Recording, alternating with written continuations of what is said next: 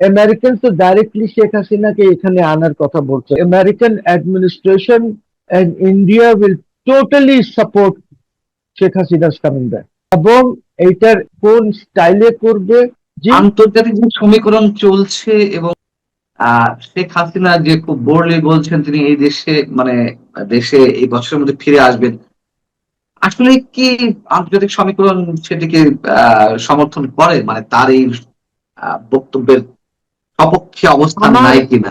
আমার আমার যতটুকু ধারণা, যে current American administration and India will totally support Sheikh Hasina's coming back to Bangladesh.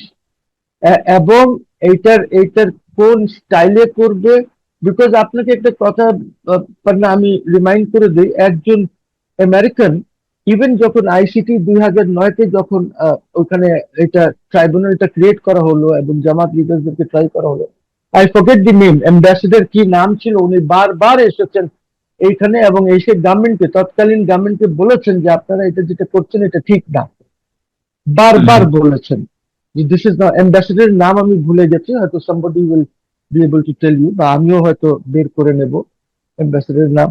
তো আমার কথা হচ্ছে যে এইসব ফাইজলামি করে আর এই আইসিটির ফাইজলামি করে এটার তো কোনো লাভ হচ্ছে না, ক্ষতি হচ্ছে। এইটা দেশের ক্ষতি হচ্ছে, এটা জনগণের জন্য খারাপ, আর এইটা যারা আজকে ক্ষমতায় আছেন ওদের জন্য খারাপ। ক্ষমতায় তো আমি যখন বলি ক্ষমতায়, I mean both, NCP, Jamaat, BNP, ওরাই তো ক্ষমতায় আছে, আর তো ওদের বাইরে তো কেউ নাই ক্ষমতায়। সো আপনি যে বললেন যে শেখ হাসিনাকে পূর্ণ সমর্থন করছে ভারত এবং যুক্তরাষ্ট্র, ভারতের বিষয়টা হতেই পারে, খুব স্বাভাবিক, কিন্তু আহ যুক্তরাষ্ট্রের বিষয়টা আমরা কিভাবে মেলাবো যে শেখ হাসিনাকে সমর্থন করছে? বর্তমান এই আন্দোলনে প্লট নির্মাণ করেছিল। বর্তমান বর্তমান administration everything that Biden has done তার বিরুদ্ধে আছে, ঠিক আছে? বিকজ ওনাকে সরানোর এই প্রোগ্রামটা আগের থেকে করা হয়েছে, 4-5 বছরে এই প্রোগ্রামটা তখন খুব বেশি জোরালো হয়েছে এবং পাবলিকলি এই জিনিসগুলি বলেছে। আমেরিকান তো ডাইরেক্টলি শেখ হাসিনাকে এখানে আনার কথা বলছে না। American will support and see Bangladesh through the prism of India. ওরা ওই কথা বলছে যে ইন্ডিয়া যেটা করবে, এই আমরা সাউথ এশিয়াতে আর ডাইরেক্টলি হস্তক্ষেপ করবো না, will go by what India says and what India does. We'll support India. এটা হলো কিন্তু ওদের বটম লাইন। তাহলে তো যুক্তরাষ্ট্র এখান থেকে তার সবকিছু সরিয়ে নিচ্ছে, মানে ইন্ডিয়ার উপরে ভর করে তারা তাদের যে এজেন্ডা সেখান থেকে একেবারে আহ সরে যাচ্ছে কে সরে যাচ্ছে? যুক্তরাষ্ট্র। না না, যুক্তরাষ্ট্র আমি ইন্ডিয়া থেকে বলিনি, আমি বলেছি ওয়েস্ট এশিয়ার থেকে সরে যাচ্ছে। আচ্ছা, ওয়েস্ট এশিয়াতে তাদের প্রেজেন্স অনেক কমিয়ে দিচ্ছে, এইগুলি সব চলে যাবে। বিকজ ওয়েস্ট এশিয়াতে কাতার এন্ড সৌদি আরেবিয়া, এই দুইটা একদম নিশ্চিত এখান থেকে ওদেরকে সরার জন্য নোটিশও দিয়ে দিয়েছে।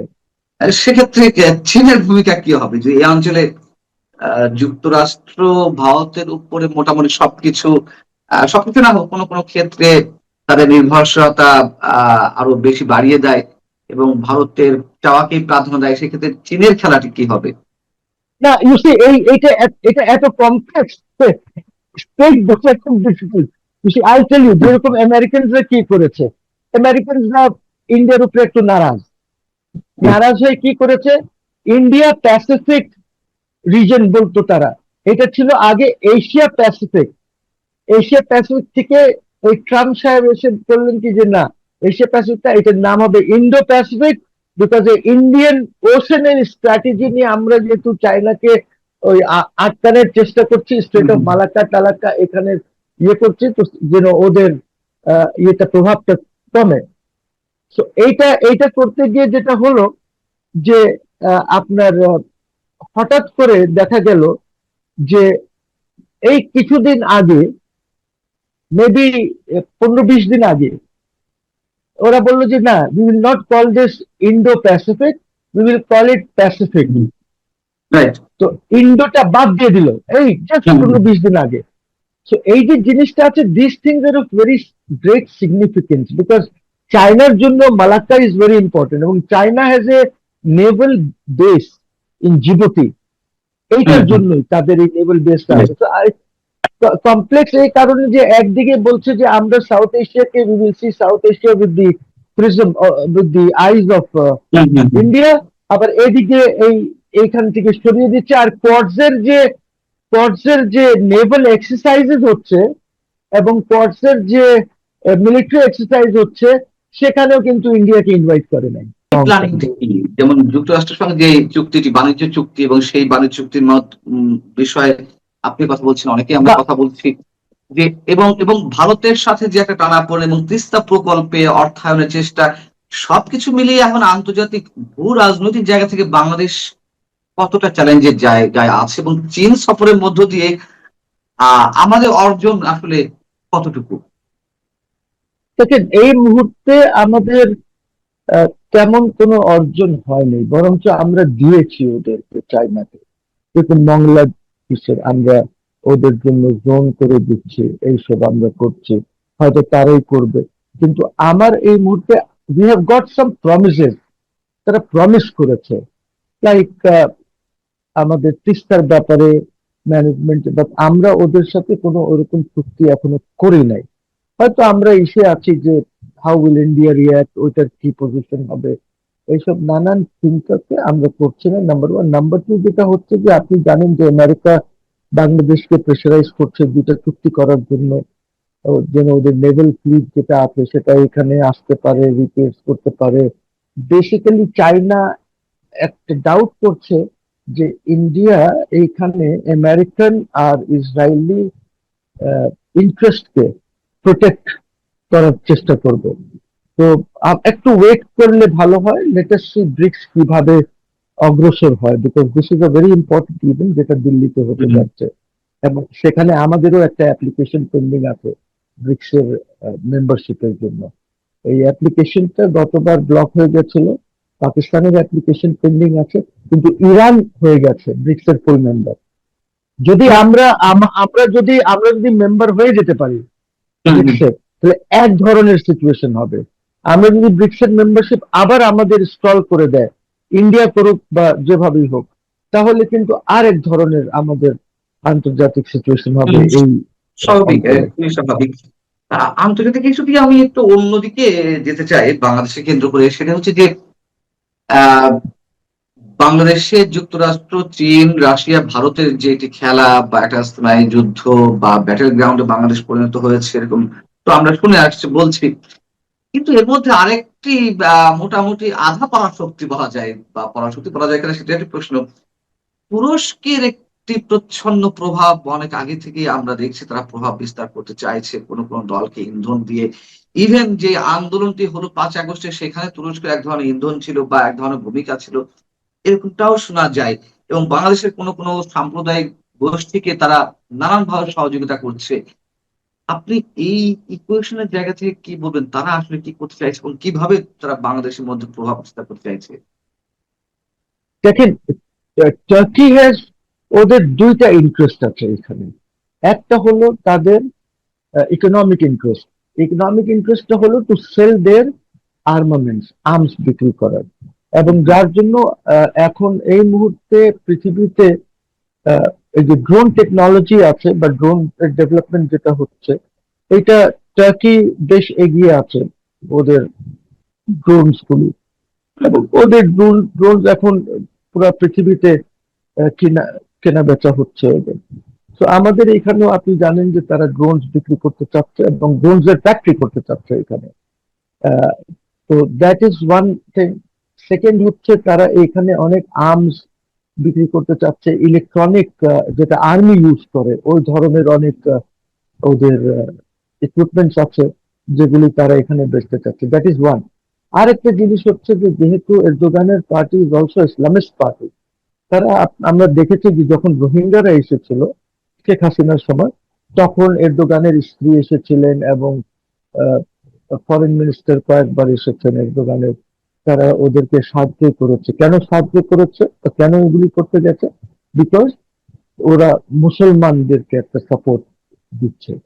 তো এই গেল এক। সেকেন্ড হচ্ছে যে তারা ইসলামিস্ট পার্টিসদের সাথে, I don't know Panna if you remember or not, তো ওরা by virtue of that even জামাতকেও তারা সাপোর্ট করছে। একটা হচ্ছে যে সুন্নি, যেহেতু জামাত ইসলামী সুন্নি, বাট তারা হয়তো ওয়াহাবি হতে পারে, সালাফি হতে পারে, যেটাই হয়। তো এই জন্য ওদের যে রুলিং পার্টি আছে তারা ইসলামিস্টদেরকে সাপোর্ট করছে, যদিও টার্কিতে ওরকম ইসলামাইজেশন নাই, কিন্তু তারা বাংলাদেশের যে সাপোর্ট করছে। তরুণদের যে দল, তরুণদের একাংশের যে দল এনসিপি, তারাও তাদের গঠনতন্ত্র কিন্তু তুরস্কের একে পার্টি সহ আরো যে দু একটি পার্টি আছে তাদের গঠনতন্ত্র মানে গঠনতন্ত্রের আদলে করেছে। তুরস্ক জি, দ্বারা এত প্রভাবিত হওয়ার কারণ কি, বা তুরস্ক বাংলাদেশের রাজনৈতিক দলগুলোর উপর এরকম প্রভাব বিস্তারের কারণ কি? দেখেন আমরা 20-22 কোটি লোক আছি, কাজে যদি 20-22 কোটিকে ইসলামাইজেশন এখানে হতে পারে, আর এরা যদি পাওয়ারে আসে, তাহলে টার্কির সাথে আমাদের বাণিজ্য বা আমাদের অন্য মিলিটারি কোঅপারেশন এগুলি বাড়বে। বিকজ আপনি জানেন যে তারা একটা ইসলামিক ন্যাটো করার চেষ্টা করছে এখন, যেখানে ইজিপ্ট, পাকিস্তান, টার্কি, ইরান এরা মিলে একটা জোট হুম। করছে। তো এই এই জোটের মধ্যে হয়তো তারা এট সাম স্টেজ বাংলাদেশকে চাইবে। বিকজ জিও পলিটিক্স এত চেঞ্জ হয়ে গেছে না, তার না ইউসি নাও সৌদি আরেবিয়া, তো যাই হোক, এদেরকে তো সরিয়েই দিচ্ছে।